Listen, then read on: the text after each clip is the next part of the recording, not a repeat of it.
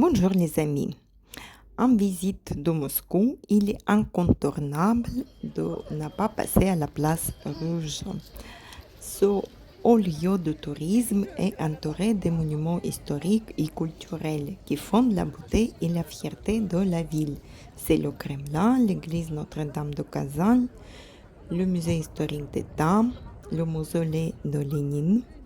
Mais à cette époque, au mois de juin, la place a été fermée car ils ont préparé une manifestation, un événement important pour la Russie. C'est le début de la Deuxième Guerre mondiale le 22 juin, le jour de mon anniversaire. C'est la Deuxième Guerre mondiale qui a commencé en Russie, sur le territoire soviétique.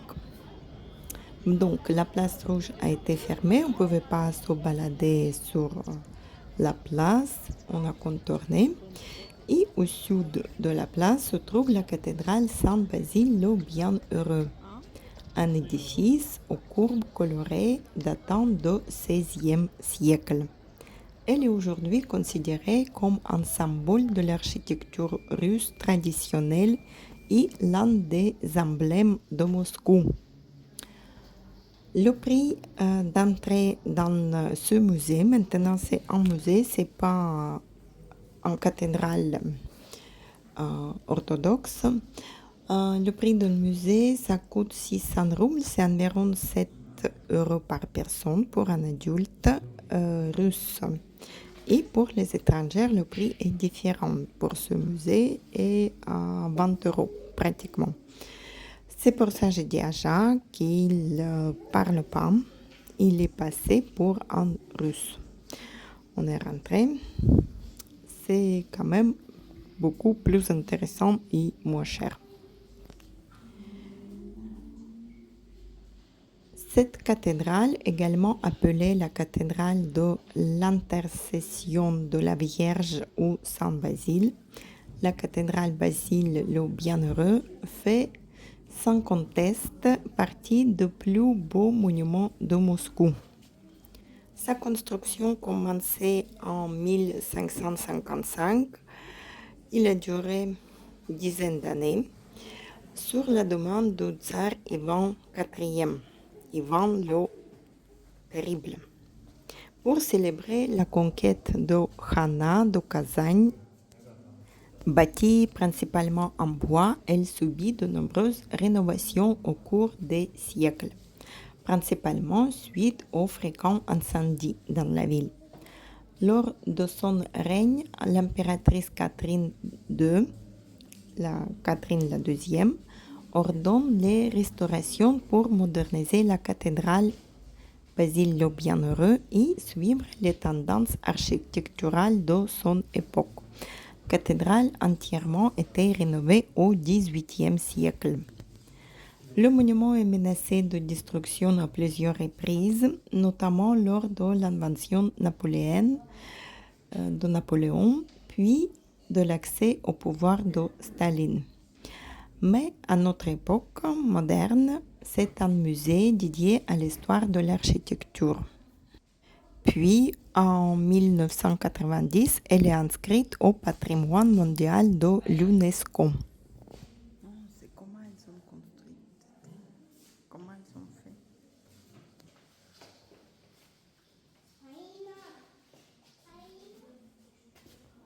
La cathédrale est composée de plusieurs églises séparées, je pense une onzaine d'églises, chacune ornée d'une tour.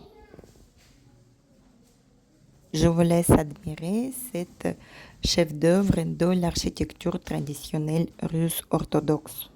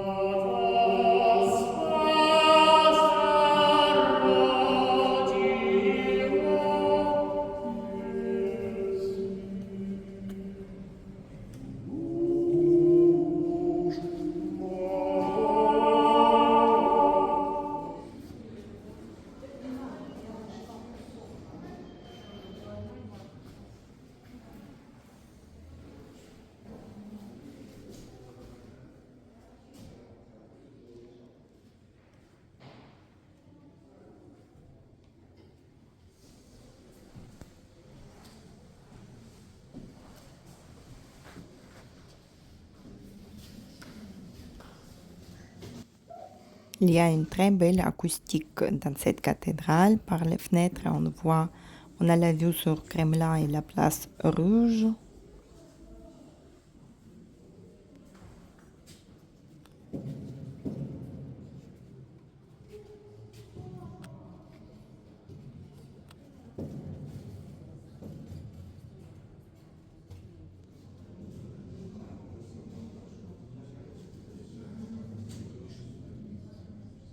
Les couleurs multicolores et les fresques, ils n'ont pas que à l'intérieur, mais d'extérieur de cathédrale. Elle était rénovée récemment, je pense même il y a 2 ans, elle était encore sous rénovation.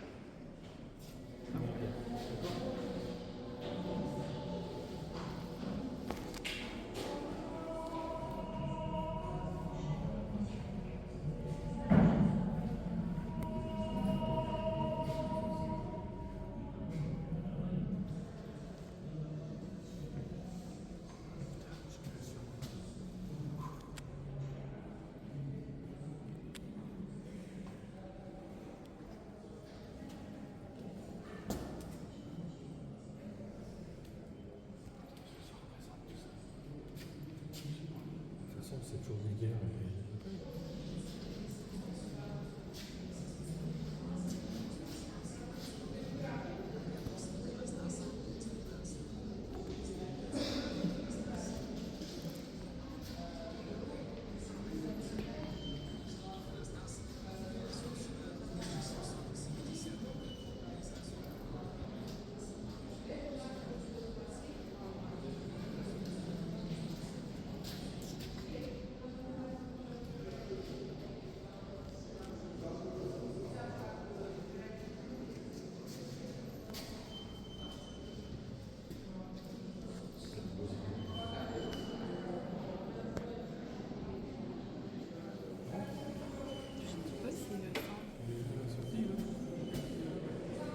On va jamais voir.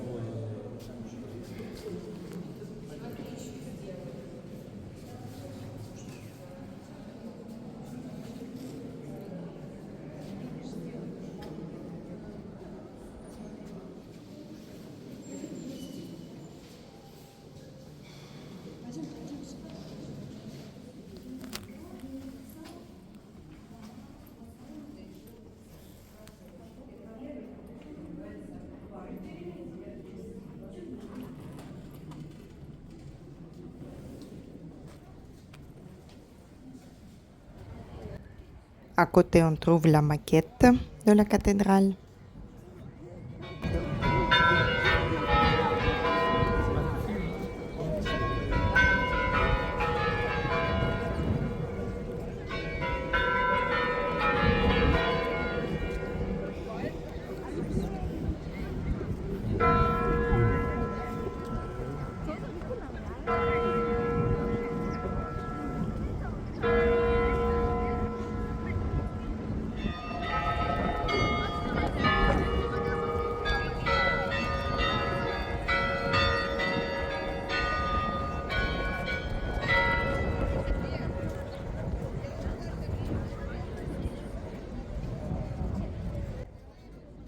Et c'était 3 heures d'après-midi et les courants sont sonnés 3 fois. Voici notre visite de cette belle cathédrale Saint-Basile le Bienheureux. J'espère vous avez aimé aussi. Notre découverte se termine derrière cette cathédrale où maintenant se trouve le parc Zariadie.